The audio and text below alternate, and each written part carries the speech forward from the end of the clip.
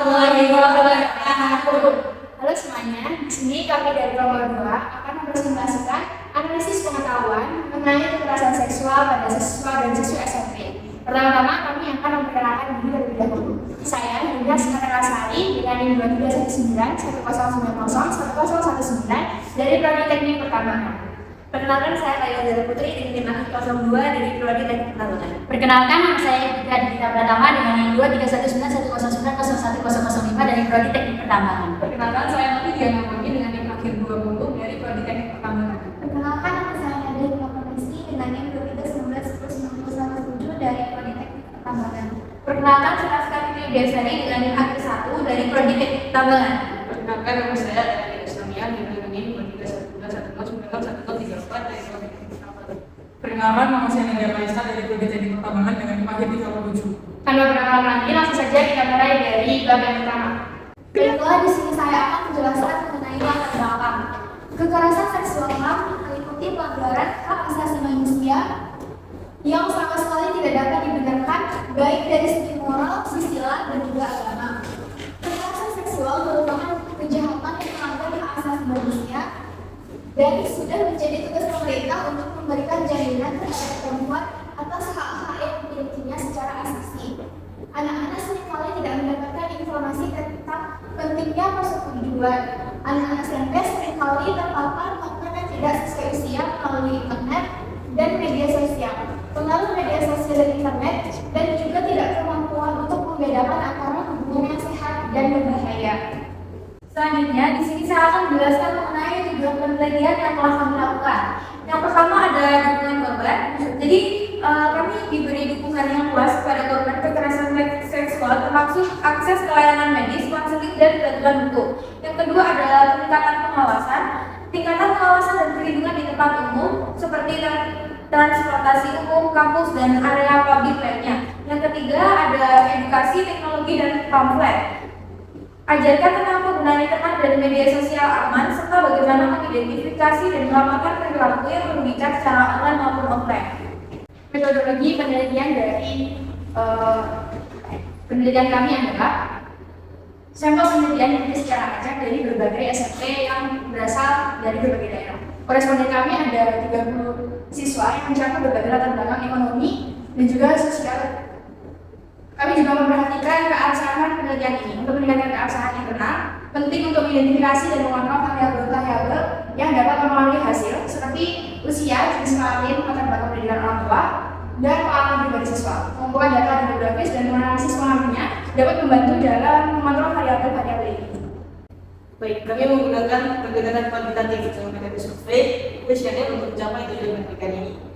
Metode ini dipilih karena memungkinkan pengumpulan data dalam jumlah besar dan cara yang efisien, serta memberikan hasil yang dapat diukur dan dianalisis secara statistik. Proses penyusunan kuesioner melibatkan beberapa tahap. Pertama, kami melakukan riset sebelum menyusun pertanyaan yang disesuaikan dengan umur dan daya tangkap responden untuk memastikan bahwa pertanyaan-pertanyaan yang diusun relevan dan komprehensif. Berikutnya yaitu hasil dari pembahasan. Hasil dari penelitian yang kami lakukan yaitu pertanyaan 1, apakah kamu tahu apa itu kekerasan seksual? Pertanyaan kedua yaitu apakah kamu pernah mendengar atau membaca tentang kasus kekerasan seksual yang terjadi pada anak SMP? Pertanyaan yang ketiga yaitu apakah kamu tahu bahwa kekerasan seksual bisa terjadi pada laki-laki maupun perempuan? Pertanyaan keempat yaitu apakah kamu mengetahui tentang hak asasi manusia? Pertanyaan kelima yaitu jika kamu sudah mengetahui tentang hak asasi manusia, apakah kamu tahu bahwa kekerasan seksual adalah sebuah pelanggaran HAM? Dan pertanyaan keenam, apa pendidikan terakhir orang tuamu?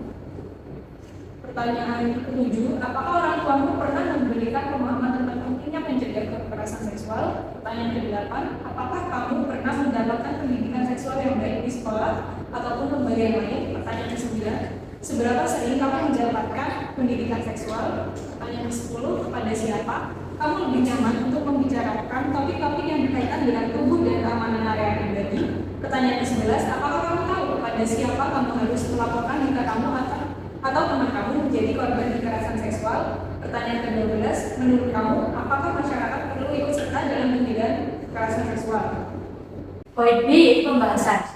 Berdasarkan survei yang akan dilakukan, kami mendapatkan bahwa 88,9% responden setelah mengetahui pengertian mengenai kekerasan seksual dari mendengar atau membaca tentang kasus kekerasan seksual.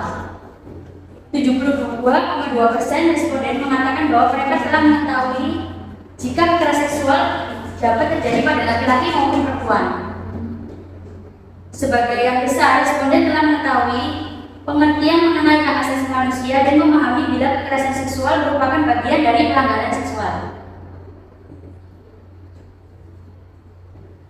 Responden yang diberi pemahaman pencegahan kekerasan seksual oleh orang tua, mereka dan juga ada yang mendapatkan pemahaman pencegahan kekerasan seksual dari sekolah maupun lembaga lain. Responden lebih nyaman membicarakan topik yang berkaitan dengan tubuh dan keamanan area pribadi kepada orang terdekat mereka seperti orang tua maupun teman cisgender mereka. Tetapi masih ada beberapa responden yang belum mengetahui kepada siapa mereka harus melapor jika terjadi kekerasan seksual pada diri mereka sendiri maupun orang lain. Nah, hal tersebut membuktikan edukasi mengenai kekerasan seksual kurang merata pada siswa sekolah menengah. Responden juga setuju bila masyarakat juga harus ikut dalam pencegahan kekerasan seksual, seperti mengenalkan edukasi kekerasan seksual pada masyarakat dan juga anak-anak. Masyarakat juga bisa mengawasi lingkungan sekitar yang berpotensi atas kekerasan seksual.